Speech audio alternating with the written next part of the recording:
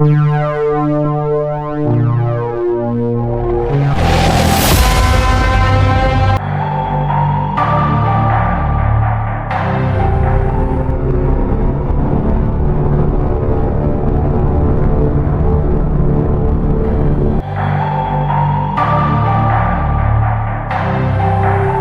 the sprawling, sun-drenched expanse of the Persian Empire, where power was measured in gold and influence was a currency more valuable than life itself, our story begins.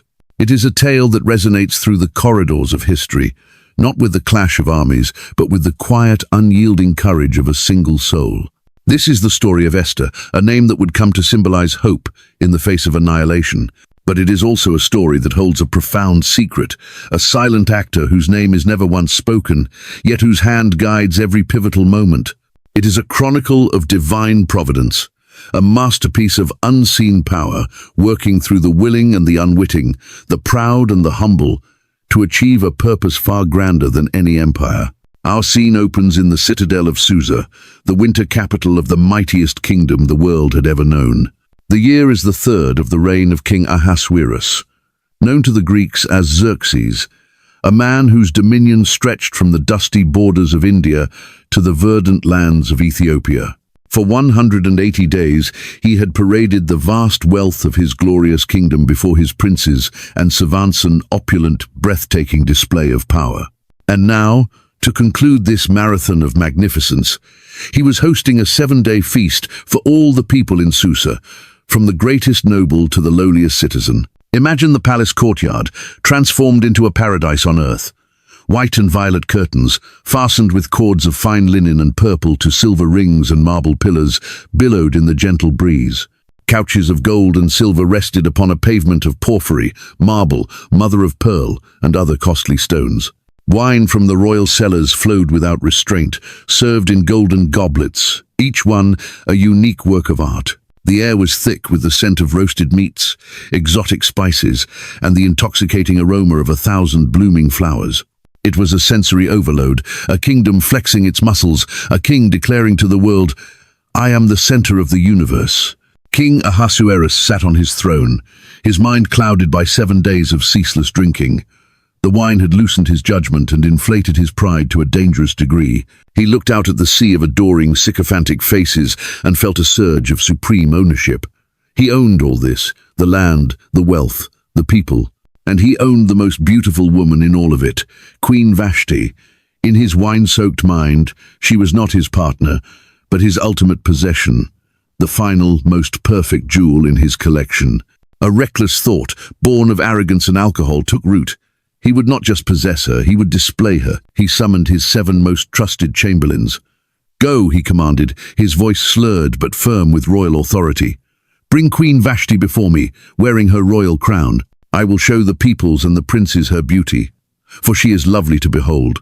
The order rippled through the court with a mixture of excitement and unease. Meanwhile, in another part of the palace, Queen Vashti was hosting her own feast for the women. Her gathering was one of grace and dignity, a stark contrast to the boisterous, drunken revelry of the men. Here conversation flowed like gentle music, and respect was the unspoken rule. When the king's chamberlains arrived, their faces flushed. Their message fell like a stone in the tranquil pool of the women's court. Vashti listened, her regal composure unwavering, but a storm brewed within her. The king's command was not an invitation. It was a summons to be paraded like a prized mare before a crowd of drunken, leering men. It was a violation of her dignity, an affront to her status not just as a queen but as a woman. To obey would be to reduce herself to an object, to strip herself of her honor for the sake of the king's fleeting, intoxicated whim. The law of the Medes and the Persians was unalterable, and a king's command was absolute. To refuse was unthinkable. It was a death sentence. Yet to obey was a death of the spirit. In that moment, surrounded by the women of the empire, Vashti made a choice that would change the course of history. She looked at the chamberlains, her gaze clear and resolute, and she refused. The news of her defiance struck the king's feast like a bolt of lightning. A thunderous silence fell over the courtyard. The king's face became a mask of disbelief, then crimson rage. He had been publicly humiliated, his absolute authority challenged by his own wife in front of his entire empire. The feast was over. His fury, however, was just beginning. He immediately convened his wise men, the ones who knew the times. But their wisdom was not of justice, but of politics and control. One of them, a man named Memucan, spoke, his voice heavy with false gravity. "Queen Vashti has not only wronged the king," he declared, "but also all the princes and all the peoples who are in all the provinces of King Ahasuerus. For this deed of the queen will become known to all women, so that they will despise their husbands in their eyes when they report, 'King Ahasuerus commanded Queen Vashti to be brought in before him, but she did not come.' This very day the noble ladies of Persia and Media will say to all the king's officials that they have heard of the deed of the queen, thus there will be excessive contempt and wrath." His solution was swift and brutal. A royal decree must be issued, written into the unchangeable laws of the Persians and Medes, that Vashti was never again to come before the king. Her royal position was to be given to another, one better than she. The decree was to be proclaimed throughout the empire, a stark warning to every woman to honor her husband. The enraged king readily agreed. Vashti, for her act of quiet defiance, was cast out, her name erased, her fate sealed. A vacuum of power had been created, and in this great, tumultuous world of kings and decrees, in a quiet quarter of Susa, lived a man named Mordecai. He was a Jew from the tribe of Benjamin, a descendant of those who had been carried into exile from Jerusalem. He was a man of integrity and quiet faith, a gatekeeper in the king's service, an exile living in the shadow of a foreign power. And he was the guardian of his young cousin Hadassah. Her parents were dead, and Mordecai had raised her as his own daughter. Hadassah, which means myrtle tree, was a fitting name. She was lovely in form and feature, possessing a gentle spirit and a quiet grace. But in this new land, she was known by a Persian name, Esther, meaning star. She was a star whose light was still hidden, a young woman, unaware of the incredible destiny that was about to unfold. As the royal couriers galloped out of Susa, carrying the decree that would strip one queen of her crown, they were unknowingly paving the way for another. The stage was set, the pieces were in motion, and the search for a new queen was about to begin, a search that would reach into the humble home of an exiled Jew and pull a timid young woman from obscurity into the very heart of imperial power. The silent hand of Providence had begun to weave its intricate tapestry. In the aftermath of the grand feast and the grander fury, a chilling quiet fell upon the royal palace. The king's rage, a fire that had burned so brightly, had finally dwindled into cold grey ash. In the sober light of day, Ahasuerus remembered Vashti. He remembered her beauty, her defiance, and the unalterable decree he had made in his anger. A void had opened not only on the throne beside him, but in the halls of his own heart. A powerful king is never more alone than when he is confronted by the consequences of his own unchecked power. His personal attendants, ever watchful and skilled in the art of managing a monarch's moods, saw their opportunity. They were not counselors of the heart, but strategists of the court. Let a search be made for beautiful young virgins for the king, they proposed, their voices smooth as silk. Let the king appoint officers in all the provinces of his kingdom to gather all the beautiful young virgins to the citadel of Susa, to the harem, under the custody of Hegai, the king's eunuch, who is in charge of the women. Let their cosmetics be given them, and let the young woman who pleases the king be queen instead of Vashti. The suggestion was a balm to the king's wounded pride. It was not a quest for love, but a restocking of his collection. It reframed his loss as an opportunity for an upgrade, turning a moment of personal humiliation into an empire-wide display of his reach and desirability. The idea pleased the king, and so he commanded it to be done. The decree went out, carried by swift messengers on royal steeds to the 127 provinces of the Persian Empire. Imagine the ripple effect of this news. In noble houses it sparked ambition and frantic preparation. In humble villages, it was a source of both terror and a lottery-like hope. To have a daughter chosen could mean ruin or unimaginable glory. For the young women themselves, it was to be uprooted, torn from their families, and sent to a future they could not control, to please a man they had never seen. In Susa, the news fell upon Mordecai's household like a shadow. He knew with a sinking heart that Esther's beauty would not go unnoticed. The king's officers were thorough. There would be no hiding. The moment he had dreaded arrived as a polite but unyielding knock on his door. Esther was to be taken to the palace. Fear, cold and sharp, gripped the young woman's heart. She was Hadassah, a daughter of the exile, a worshipper of an unseen god in a land of 1,000 idols. The palace was a world of intrigue, of strange customs and forgotten morals. To go there was to be lost. She looked to Mordecai, her eyes wide with terror and pleading. In that moment, Mordecai made a decision that would be her shield and her burden. He drew her close, his voice a low, urgent whisper. "Esther," he said, using her Persian name, the name of this new world. "Do not reveal your people or your kindred, not to anyone. The God of our fathers is with you, but the world you are entering is a dangerous one. Your identity must be your secret. Be wise, be gentle, but above all, be silent about who you are. Listen to Haggai, the one in charge. Obey him. Win his favor. It is your only path to safety." It was a heavy command to lay upon her. To deny her heritage was to deny a part of herself. But she saw the fierce, protective love in her cousin's eyes and understood. It was not a command of shame, but a strategy for survival. With tears marking her path, Esther was taken from the only home she had ever known and escorted through the great bronze gates of the royal palace. She entered the harem, the Beit Hanashim, the house of the women. It was a world of breathtaking luxury and suffocating confinement, a gilded cage. Marble fountains trickled musically in lush hidden courtyards. The air was heavy with the scent of incense and myrrh. Silk and satin rustled as dozens of other young women, the most beautiful in the empire, moved about. They were her companions and her rivals, their eyes filled with a mixture of ambition, jealousy, and the same deep-seated fear she felt. She was placed under the care of Haggai, the chief eunuch. Haggai was a man who had seen it all.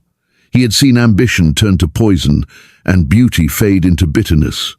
He was a shrewd judge of character, his eyes missing nothing. He watched as the new arrivals made their demands, jockeying for better positions, finer clothes and extra rations of cosmetics. But Esther was different. When she was brought before him, there was no arrogance in her eyes, only a quiet dignity and a gentle spirit. She did not demand, she listened. She did not boast, she was humble. She asked for nothing but what was appointed to her. This simple, unassuming grace was so rare in that competitive environment that it shone brighter than any jewel. Esther obtained favor in his sight. Haggai, moved by her character, acted immediately. He provided her with the best beauty treatments and her special portion of food. He assigned her 7 chosen female attendants from the king's palace and moved her and her attendants to the best place in the harem. He saw in her not just a beautiful face, but a depth of character, a potential that the others lacked. The silent hand of Providence was placing her under the protection of the very man who controlled her fate within those walls. While Esther was being initiated into this strange new life, Mordecai could find no peace. Every day he walked back and forth in front of the court of the harem. He could not enter, he could not speak to her, but he could be near. He would ask the guards, the servants, anyone who came out for news. How is Esther? What is being done with her? His daily patrol was an act of agonizing love, a vigil of faith in a God whose plan he could not yet see. Inside, the year of purification began. It was a slow, methodical process designed to transform a girl into a queen. For 6 months, they were treated with oil of myrrh, an aromatic resin known for its purifying properties. It was a process of cleansing, of stripping away the scent and soil of their former lives. For the next 6 months, they were treated with perfumes, spices, and cosmetics for women. This was the process of anointing, of preparing them for the king, layering them in the scents and colors of the palace. It was a year of erasure and reinvention, all leading to a single night, a single chance to please the king.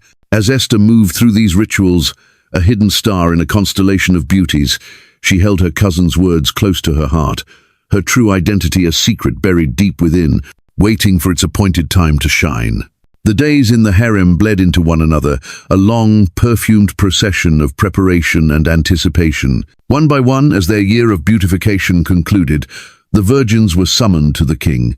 It was an event of both pageantry and cold transaction. Each woman, on the evening she was to go to the king, could request anything she desired from the harem, to take with her a specific jewel, a particular garment, anything she thought might capture the king's fleeting attention. It was their one chance to make an impression. In the evening they would go, and in the morning they would return, not to the virgins' quarters, but to a second harem, the one for the concubines, under the charge of another eunuch named Shashgaz. They became part of the king's collection, never to go to him again unless he was pleased with them and specifically called for them by name. For most, it was a single night of splendor followed by a lifetime of obscurity. Finally, Esther's turn came. It was the 10th month, the month of Tebeth, in the 7th year of King Ahasuerus' reign. The air in the harem was thick with a nervous energy. The other women watched her, a mixture of envy and curiosity in their eyes. What would she choose? What clever strategy would she employ? Haggai, the eunuch who had taken a special interest in her, came to advise her. He had seen countless women make their choices, often burdening themselves with ostentatious jewels and elaborate finery, trying too hard to impress. He looked at Esther, at her quiet grace and natural beauty, and he gave her simple advice. He suggested what she should wear, what she should take. He advised subtlety, not spectacle. And here, Esther's wisdom, her deep-seated trust in those who guided her, shone through. She did not argue. She did not request anything more. She asked for nothing except what Haggai suggested. This act of humility and trust was her most radiant adornment.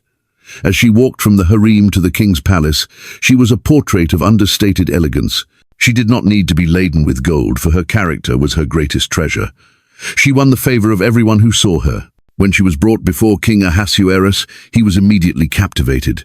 He had seen a parade of beauties, each vying for his attention, each a variation on a theme of ambition. But Esther was different. There was a light in her eyes that was not just a reflection of the palace torches. It was a light from within.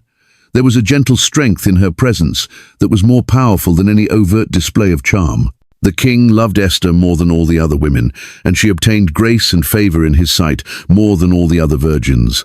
His decision was instant and absolute. He took the royal crown from its velvet cushion and placed it upon her head.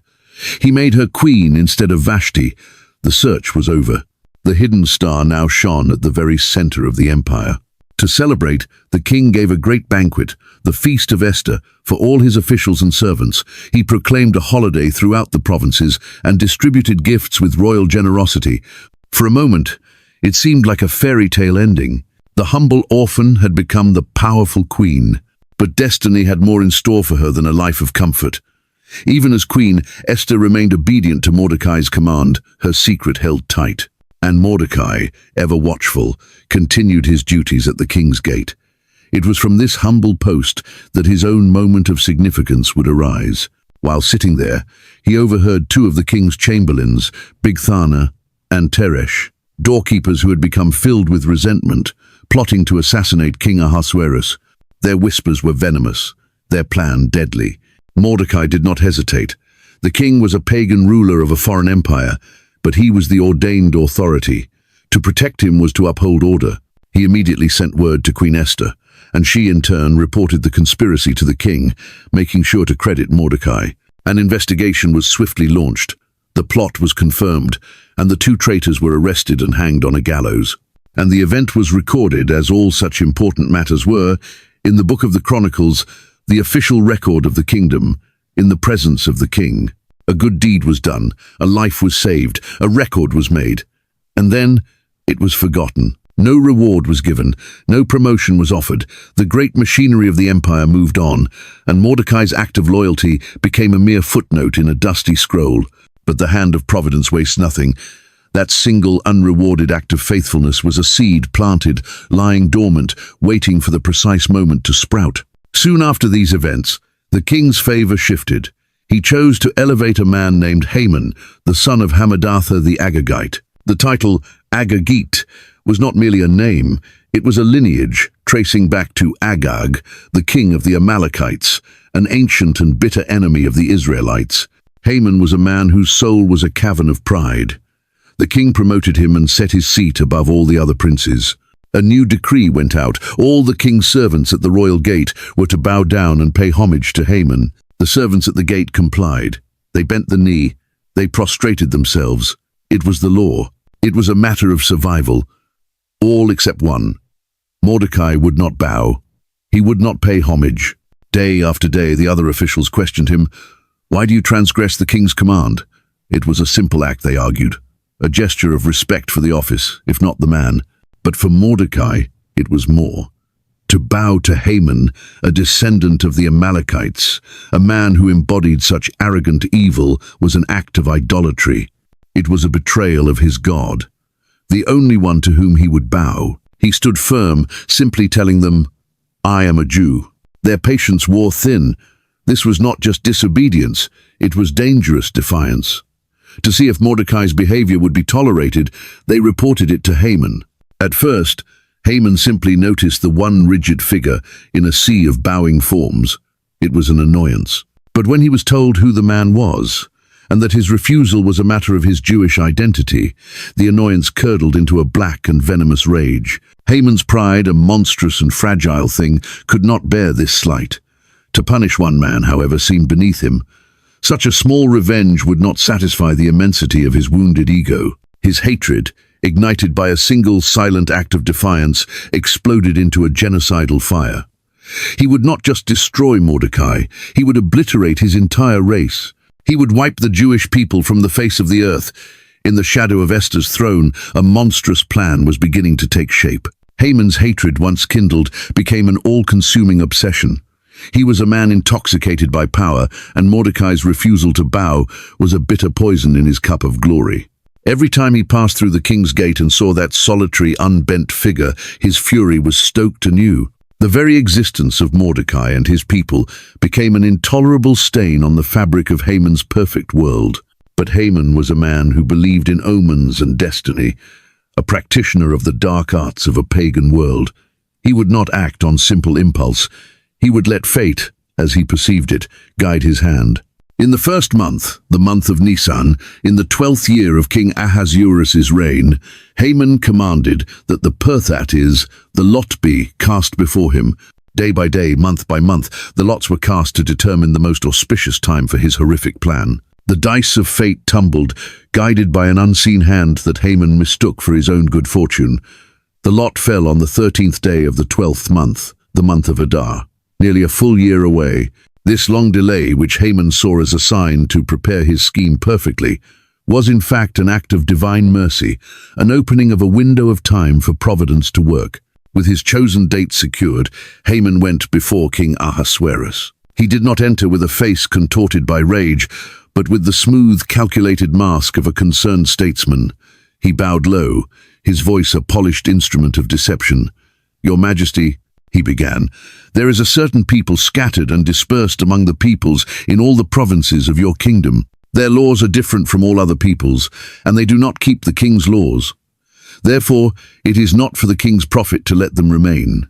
It was a masterful piece of propaganda. He did not name them, making them a faceless, anonymous threat. He painted them as seditious, a foreign element that weakened the empire from within. He presented their extermination not as an act of personal vengeance, but as a matter of national security and economic benefit, and then he made his final irresistible offer.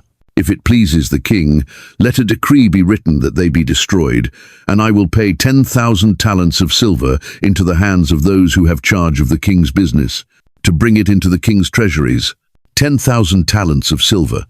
It was an astronomical sum, perhaps 2/3 of the entire annual income of the Persian Empire. It was a bribe so massive it silenced any potential questions. It screamed of the importance and necessity of the act. King Ahasuerus, a man who preferred the ease of delegation to the rigors of governance, was easily persuaded. He trusted his favorite. The logic seemed sound, and the financial incentive was staggering. Without a second thought, without even asking which people Haman was speaking of, the king slipped his signet ring from his finger and handed it to Haman. This ring was the ultimate symbol of authority. Its impression in wax was the law, as unchangeable as the stars. "The money is yours," the king said with a casual wave of his hand, "and the people also, to do with them as it seems good to you." With those careless words, the fate of an entire nation was sealed. The royal scribes were immediately summoned. On the 13th day of the first month, they worked feverishly as Haman dictated the horrific decree. It was written to the king's satraps, the governors of every province, and the princes of all peoples. It was translated into every script and every language of the vast empire. The order was simple and brutal. On a single day, the 13th of Adar, they were to destroy, to kill, and to annihilate all Jews young and old, little children and women, to plunder their possessions. Copies of the edict were sent out by couriers on the fastest horses. The decree was posted publicly in the citadel of Susa. The machinery of genocide had been set in motion. And what did the architects of this horror do? The verse in the Chronicles is chilling in its simplicity. The king and Haman sat down to drink, but the city of Susa was perplexed. While they toasted their success in the detached luxury of the palace, a wave of confusion and terror swept through the streets of the capital. The citizens of Susa, though not the targets, were bewildered by the sheer cruelty and randomness of the decree. When Mordecai learned of all that had been done, a guttural cry of anguish tore from his soul. He ripped his clothes, a visceral expression of grief. He covered himself in sackcloth and ashes, the traditional signs of deepest mourning and despair. He walked out into the center of the city, wailing loudly and bitterly. His private grief became a public spectacle of a nation's death sentence. He went only as far as the king's gate, for no one clothed in sackcloth was permitted to enter. He stood there, a solitary monument of sorrow, and his cry was echoed across the empire. In every province where the king's command arrived, there was great mourning among the Jews, with fasting, weeping, and wailing. Many lay in sackcloth and ashes. A people had been condemned, and their only recourse was to cry out to a God whose name they could not speak aloud in this foreign land. Esther, insulated within the palace walls, was unaware of the decree. But when her maids and eunuchs told her of Mordecai's state, she was deeply distressed. Not knowing the cause, she thought only to comfort him. She sent fresh garments to him so he could take off his sackcloth, but he would not accept them. His grief was not a private matter that could be covered by fine clothes. It was a wound on the soul of his people. Perplexed and alarmed, Esther summoned Hathach, one of the king's eunuchs assigned to her. She commanded him to go to Mordecai and find out what was wrong and why. Hathach navigated the distance between the queen's secluded quarters and the public square. He found Mordecai, a figure of profound sorrow, and listened as the story poured out of him the full account of Haman's plot and the exact amount of silver he had promised to pay for the destruction of the Jews. Mordecai even gave Hathach a written copy of the edict that had been published in Susa to show to Esther and explain it all to her. And he gave her a charge, a command. She was to go to the king, to plead for her people, to beg for their lives. Hathach returned, his face pale, and relayed the message. The weight of the world suddenly settled on Esther's shoulders. The protected, quiet life she had built was shattered. Fear, which had been a distant memory, returned with the force of a physical blow. She sent Hathach back with her reply, a message of pure, logical terror.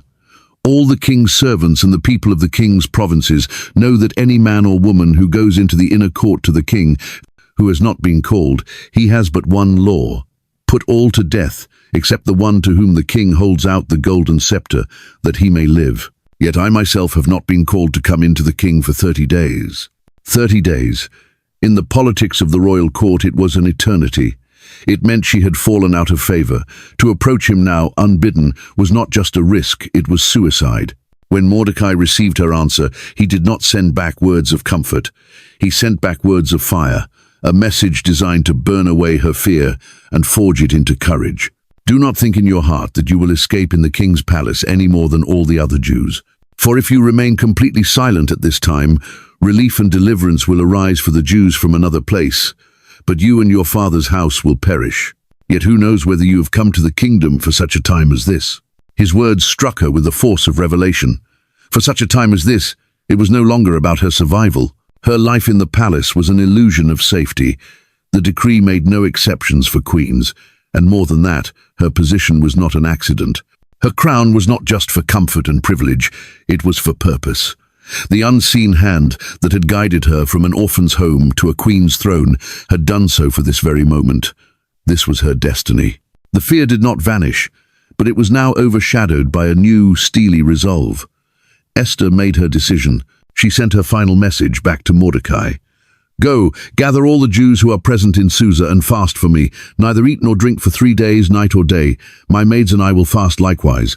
And so I will go to the king, which is against the law.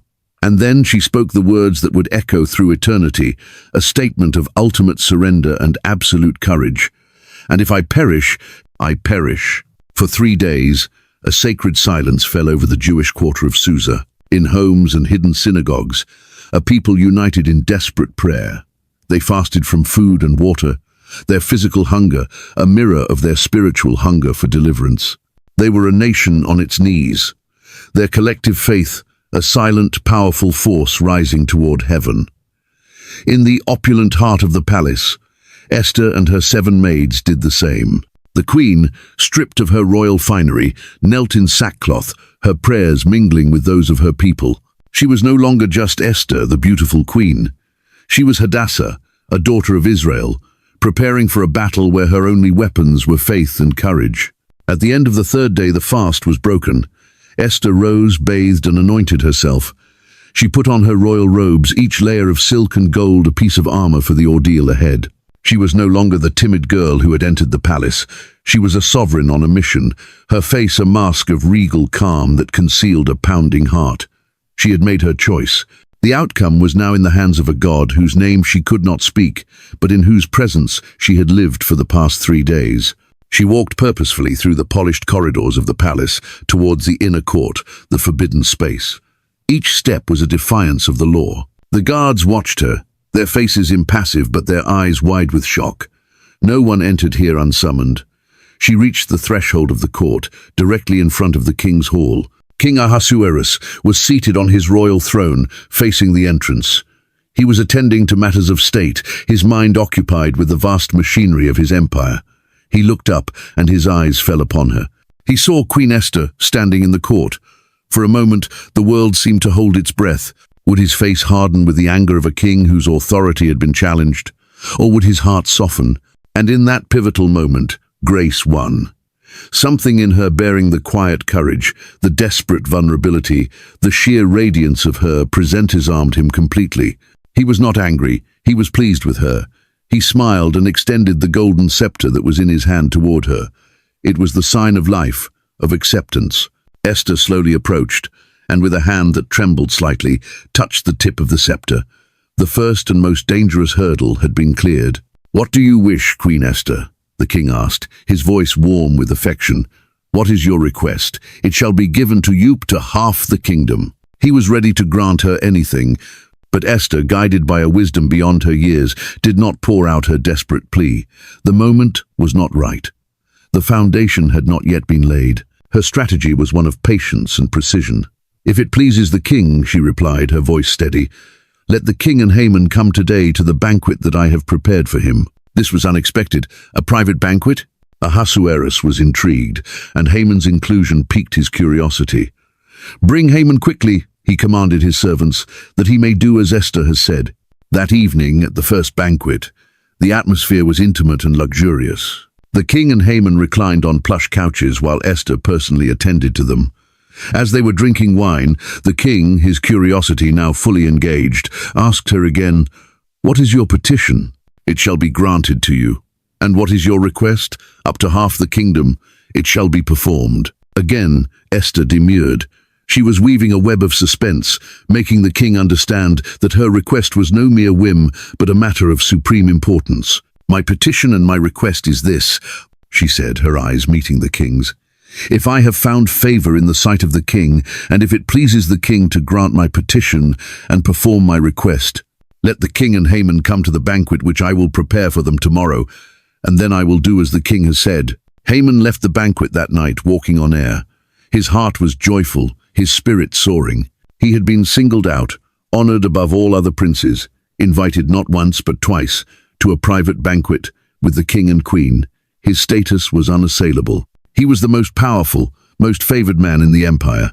But as he passed through the king's gate, his euphoria crashed into a wall of stone-cold reality. There sat Mordecai, and Mordecai did not stand or tremble for him. In the face of Haman's ultimate triumph, Mordecai's defiance remained absolute. The sight of this one man, this stubborn Jew, instantly soured his victory. All the honor, all the glory became worthless in the face of this single, infuriating slight. He went home, restraining his immediate impulse for violence, and gathered his friends and his wife Zeresh. He boasted to them of everything, the glory of his riches, the multitude of his sons, all the ways the king had promoted him, and how he had been advanced above all the other officials. Indeed, he climaxed. Queen Esther invited no one but me to come in with the king to the banquet that she prepared, and tomorrow I am again invited by her, along with the king. He laid out all his treasures of pride before them, but then ended with a bitter complaint. Yet all this avails me nothing, so long as I see Mordecai the Jew sitting at the king's gate. His wife, Zeresh, a woman as cruel and proud as her husband, had a simple, practical solution. "Why wait until Adar?" she sneered. "Let a gallows be made, 50 cubits high, about 75 feet, and in the morning speak to the king that Mordecai may be hanged on it. Then you can go joyfully with the king to the banquet." The idea delighted Haman. It was perfect. A swift, public and towering execution. He would eliminate the source of his irritation and then enjoy his feast. That very night he gave the order, and the grotesque structure began to rise against the skyline of Susa.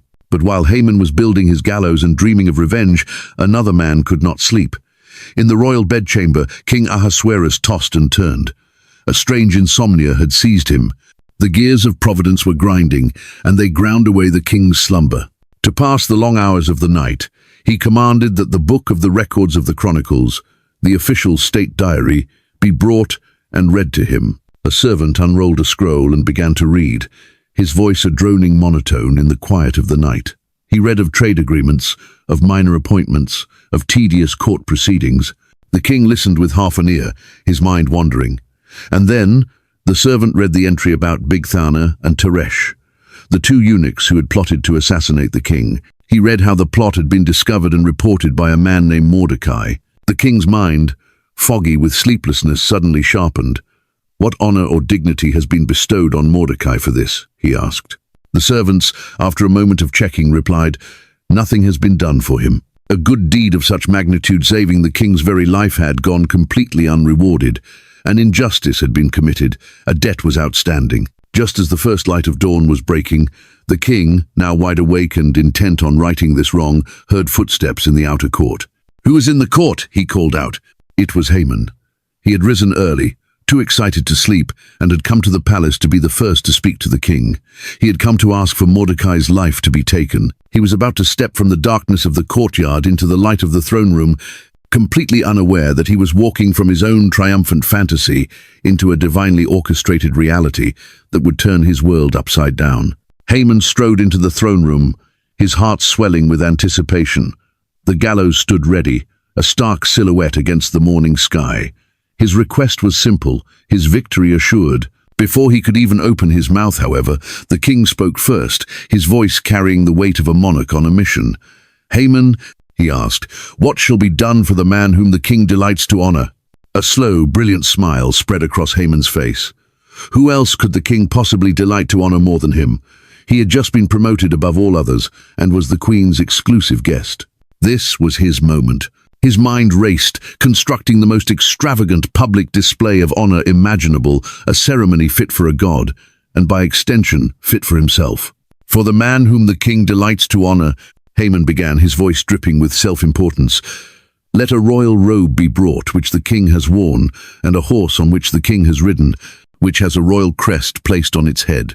Then let this robe and horse be delivered to the hand of one of the king's most noble princes, that he may array the man whom the king delights to honor. Then parade him on horseback through the city square, and proclaim before him, 'Thus shall it be done to the man whom the king delights to honor.'" It was a fantasy of ultimate validation, second only to being the king himself. The king listened intently, nodding at the grand proposal. Then he looked Haman squarely in the eye and delivered the most devastating command of his life. "Hurry," the king said, "take the robe and the horse, as you have said, and do so for Mordecai the Jew, who sits within the king's gate. Leave out nothing of all that you have spoken." The color drained from Haman's face. The words struck him like a physical blow, knocking the very air from his lungs. Mordecai, his nemesis, the man he had come to sentence to death? He was now commanded not only to spare him, but to bestow upon him the highest honors he himself had just designed. It was a humiliation so profound, so perfectly ironic. It could only have been crafted by a master playwright of fate. Trapped by his own arrogant words, Haman had no choice. He took the royal robe and the king's own steed. He went to the gate, where Mordecai sat in his sackcloth. He had to dress his mortal enemy in the king's splendor. place him upon the royal horse, and then, choking on every word, lead him through the city square, shouting the proclamation of honor he had intended for himself. The city of Susa, once perplexed by the decree of death, was now doubly bewildered by this bizarre spectacle. After the humiliating parade was over, Mordecai returned to his post at the king's gate, his demeanor unchanged by the sudden honor. But Haman, his world shattered, rushed home mourning, with his head covered in shame. He recounted the impossible, nightmarish events to his wife Zeresh and his friends. A chilling realization dawned upon them. His wise men and his wife said to him, "If Mordecai, before whom you have begun to fall, is of Jewish descent, you will not prevail against him, but will surely fall before him." They recognized the hand of a power greater than their own. This was not a simple political loss. It was a divine omen. While they were still speaking, the king's eunuchs arrived, their faces urgent. It was time for the banquet. Haman was hurried away to his final feast. At the second banquet, as the wine flowed, the king turned to Esther once more. His patience was at an end. His curiosity was at its peak. "Queen Esther, what is your petition? It shall be granted to you. What is your request up to half the kingdom? It shall be performed." The moment had come. Esther took a deep breath, the fate of her people resting on her words. "If I have found favor in your sight, O king," she began, her voice trembling but clear, "and if it pleases the king, let my life be given me at my petition, and my people at my request. For we have been sold, my people and I, to be destroyed, to be killed, and to be annihilated." The king was stunned. His queen under a sentence of death? In his own kingdom? "Who is he, and where is he?" demanded, his voice rising in anger. "Who would dare presume in his heart to do such a thing?" Esther raised her arm, her finger pointing directly at the man reclining in honor beside them. "The adversary and enemy," she declared, her voice ringing with righteous fury, "is this wicked Haman." Haman froze, terror seizing him in its icy grip. The king, in a fit of rage, rose from the table and stormed out into the palace garden to collect his thoughts. Left alone with the queen, Haman fell into a desperate panic. He knew his life was over.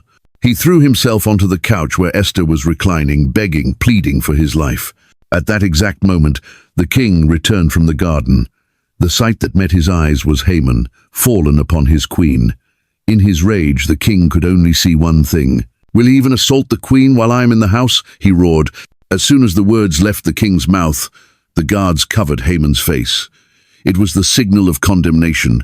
Then Harbona, one of the eunuchs, ever observant, stepped forward. "Look," he said, "the gallows, 50 cubits high, which Haman made for Mordecai, who spoke good on the king's behalf, is standing at the house of Haman. Hang him on it," the king commanded without a moment's hesitation. So they hanged Haman on the very gallows he had built for Mordecai. And only then did the king's wrath subside. The immediate threat was gone, but Haman's wicked law remained. An edict sealed with the king's ring could not be revoked.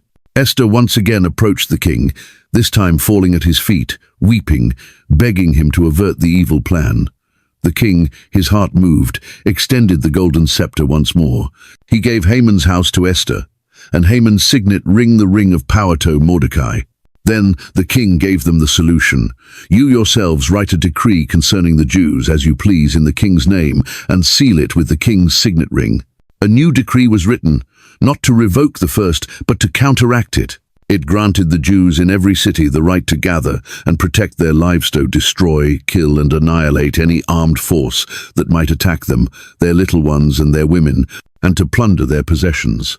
This new law was rushed by couriers on the fastest royal horses to every corner of the empire.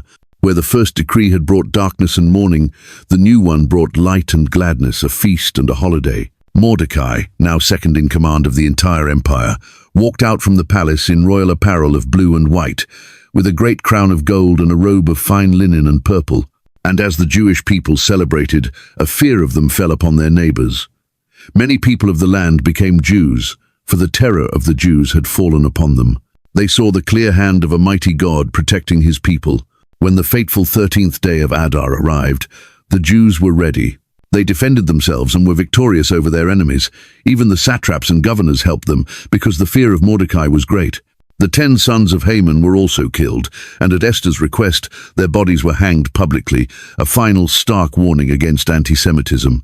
The story of Esther concludes not just with survival, but with transformation.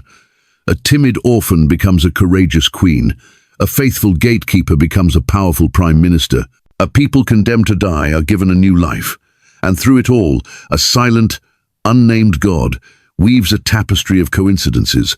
A defiant queen, a sleepless king, a forgotten good deed, an arrogant enemy's predito bring about a salvation so miraculous it could never be forgotten. It's a testament that even when we cannot see his face or hear his name, God is always present, always working, turning our darkest moments into a dawn of deliverance, proving that no weapon formed against his people will ever truly prosper.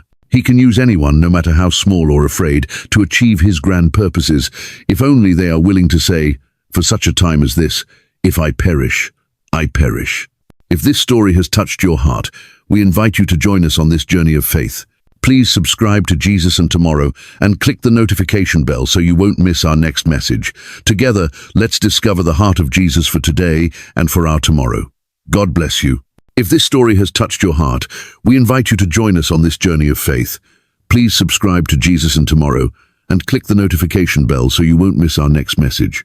Together, let's discover the heart of Jesus for today and for our tomorrow. God bless you.